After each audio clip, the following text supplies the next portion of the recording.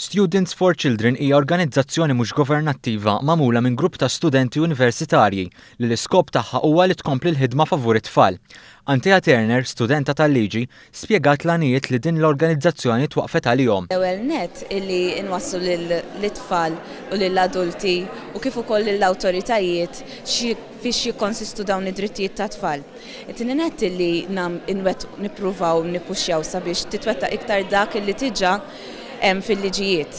U fl-aħħar mill-aħħar biex anki l-qudiem nibdew nagħtu ċertu empowerment li tfal infushom biex ikunu jistgħu jieqfu huma stess għal dawn id-drittijiet jew inkella jfittxu il-min jista' jgħinhom sabiex jinfurzaw dawn id-drittijiet għalihom infushom.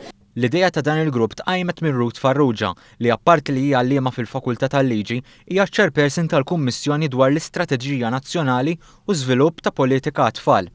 Hekk li ta' min nipprova inħajjar studenti li ma jagħmlux il-credit u jiqfu hemm biss, imma jagħmlu xi ħaġa li tibqa' l wara.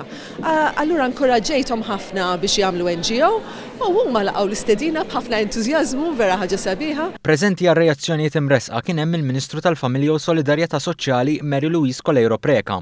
Emozzjonata bl-inizjattiva ta' dan il-grupp ta' studenti, hija qalet kif din l-inizjattiva ta' Students for Children kienet l-ikbar aħbar li qatt setgħet tirċievi u tkellmet dwar il-bżonn li tfal jingħataw il-vuċi li tant ilhom mingħajrha. Iva, bla dubju din hija aħbar kbira u tajba għall-poplu Malti li għall-ewwel darba f'pajjiżna se jkollna din l-NGO li se tkun qed tiċċempinja id-drittijiet tat-tfal. Xi ħaġa li kienet nieqsa minn pajjiżna, xi ħaġa li la teżisti barra minn pajjiżna.